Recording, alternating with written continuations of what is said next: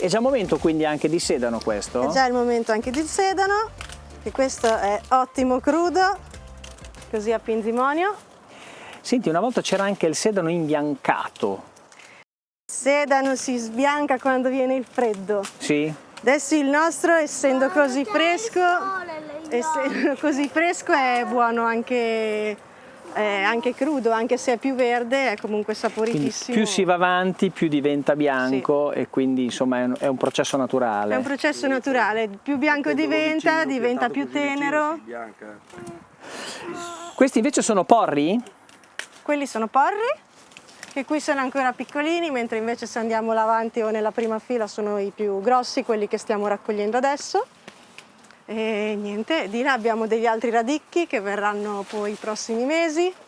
E là vedo anche le piantine piccole, che quelle verranno pronte. Sono i cavoli, quelli per fra la un mesetto, primavera. no? Anzi, forse più, forse più. Quindi quindi quelli che vediamo così piccini vengono pronti in primavera, i cavoli? Esatto. Sono gli ultimi alla fine? Gli ultimi, sì. Insomma, sì. Ma quando è che riposate voi? Qual è il momento in cui siete più tranquilli e potete anche andare in vacanza?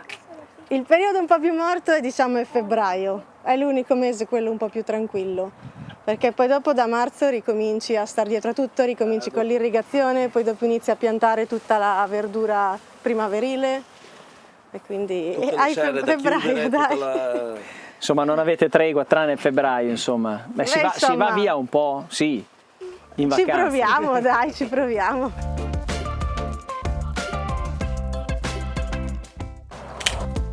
Beh, posso mangiare un pezzettino? Certo.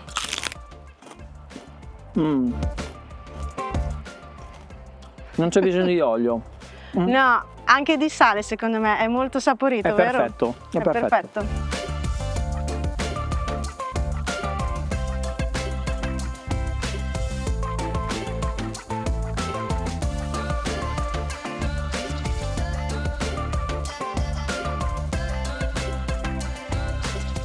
Sul banco non possono mancare i funghi, questi coltivati, no. Anche questi con queste particolari balle di... Cos'è? Fieno, paglia? Paglia. E... Sono balle di paglia con dentro del micelio. Col micelio inoculato. E questo? Questo è un Pleurotus? Pleurotus. Beh, aggiungiamo anche questo nel paniere del vostro banco. Ci vuole, dai. Qualcosa mancava.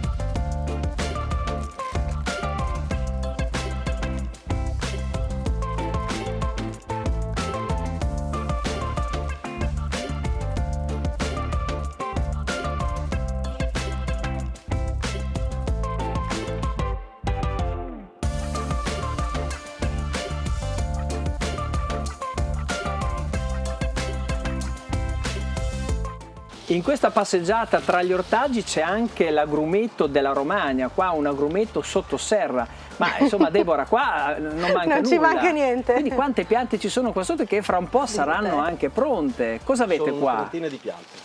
30 piante? Una trentina di piante. Abbiamo un po' di limoni, qualche arancio, mandarino e clementino e il lime e qualche cedro anche. Insomma, il cedro, il lime, insomma per qualche aperitivo serve sempre. Esattamente. Ma questi quando verranno raccolti? Ma diciamo che non vengono tutti insieme, però questi limoni qui, vedi come puoi vedere qui, questi a breve saranno pronti. Poi il limone è una pianta anche rifiorente che adesso ne raccoglie alcuni, poi più avanti raccogli gli altri.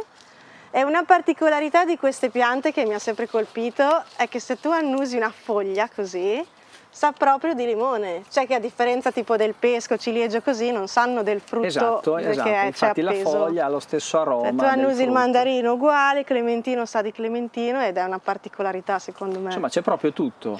Ma quanti agrumeti ci sono in Romagna non lo strutturati so. come questo? Secondo me siamo quasi gli unici, comunque non so. Ecco. Ma è stata una curiosità vostra oppure proprio era per offrire ai vostri clienti?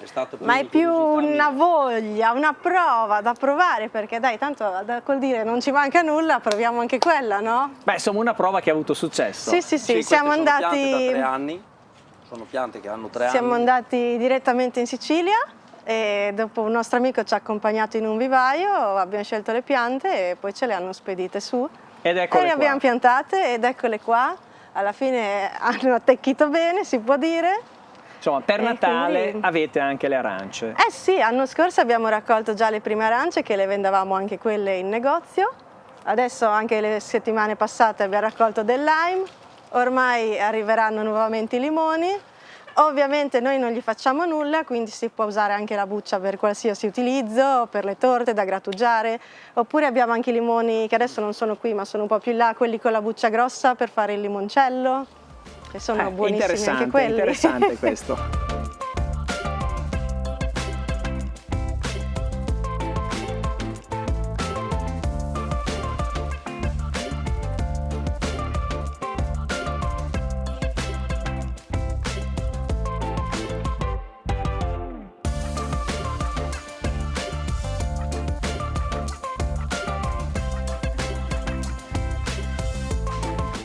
Beh, insomma, quello che abbiamo raccolto ce lo siamo portati qua, adesso va sistemato, Giulia ha già iniziato a sistemarlo, poi qua ovviamente abbiamo un po' di tutto, no? Abbiamo visto solamente una piccola parte, poi siamo già in un periodo dove ci sono tante zucche, sia ornamentali e sia anche quelle commestibili, no? E quindi non può essere che così.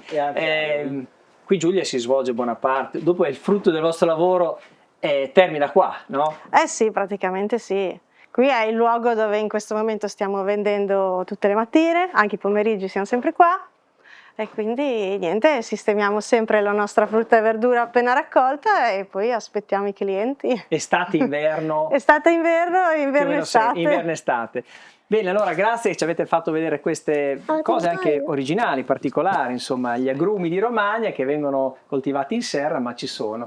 Allora grazie a Giulia, grazie a Deborah e grazie anche a Gabriele che ci hanno fatto vedere questa realtà produttiva che, grazie a voi. Che è abbastanza insomma, significativa di come poi chi ha passione per la terra poi anche si trova ad avere a che fare con situazioni particolari come quella che abbiamo visto, quindi gli agrumi oltre che l'ortofrutta. La passione ci vuole sicuramente, se no questo lavoro non lo faresti di sicuro. È fondamentale. Fondamentale.